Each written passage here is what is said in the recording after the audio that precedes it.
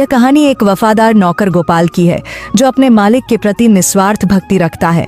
हालांकि परिस्थितियां उसे एक कठिन परीक्षा में डाल देती हैं, जिससे उसे बहुत बड़ी सीख मिलती है। एक छोटे से गांव में सुरेश नाम का लड़का रहता था। बचपन में ही उसने अपने माता पिता को खो दिया। उसके पास न कोई सहारा था, न ही उसके पिता की कोई जमीन। वह एक छोटी सी झोपड़ी में रहता था, लेकिन गांव में आई बाढ़ के कारण उसकी झोपड़ी भी बह गई।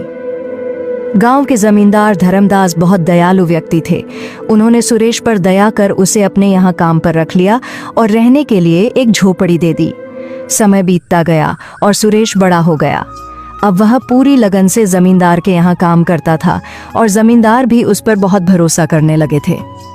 एक दिन जमींदार ने सुरेश से कहा, बेटा, तुम अब शादी क्यों नहीं कर लेते? अब तुम्हारी शादी की उम्र हो गई है।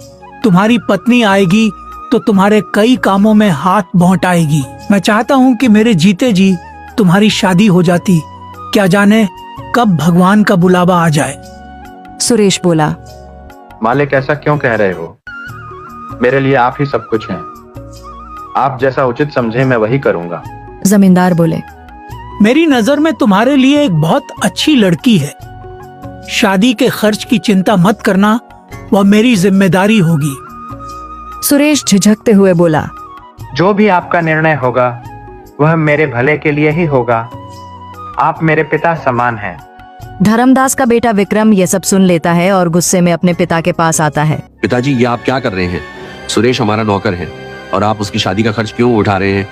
धर्मदास ने सख्ती से जवाब दिया, वह मेरा नौकर नहीं, बेटे जैसा है। विक्रम चिढ़कर बोला, आप मेरे पिताजी हैं या उसके? धर्मदास नाराज होकर बोले, जब मैं बीमार था तब कहाँ गया था तुम्हारा अपनापन? तब सुरेश ने मेरी कितनी सेवा की थी। वह दिन रात मेरी देखभाल करता था और तुम अपने शौक में मस्त रहते थे।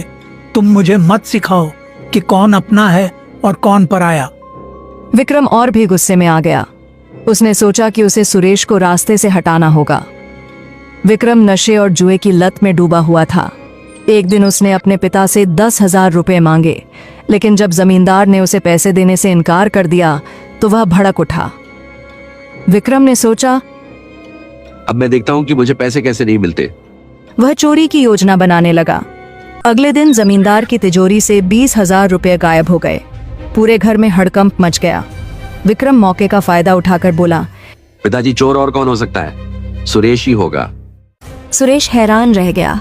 उसने सफाई दी, मालिक, मैं ऐसा नहीं कर सकता। आप पर मेरा पूरा जीवन समर्पित है। लेकिन विक्रम ने उसे झूठा ठहराते हुए उसके घर की तलाशी की मांग कर दी। जमींदार ने पहले विक्रम के कमरे की तलाशी ली, लेकिन वहां कुछ नहीं मिला। फिर सुरेश की झोपड़ी की तलाशी ली गई और वहां से पैसे मिल गए। सुरेश स्तब्ध रह गया।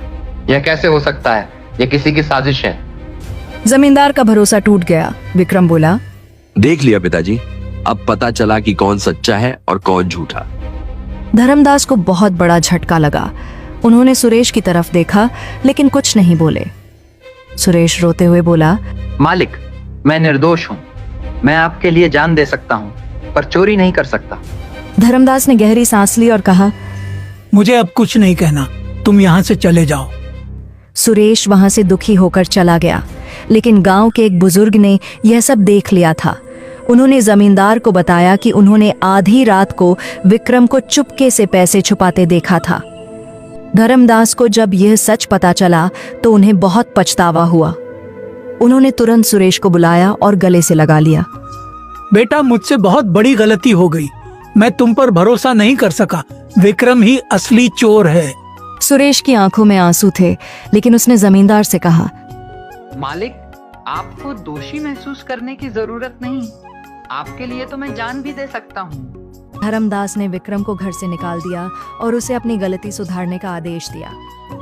विक्रम का झूठ उजागर हो चुका था। गांव के लोग जमींदार के फैसले की सराहना करने लगे। सुरेश को फिर से जमींदार ने अपने साथ रख लिया और उसे अपना उत्तराधिकारी बना लिया।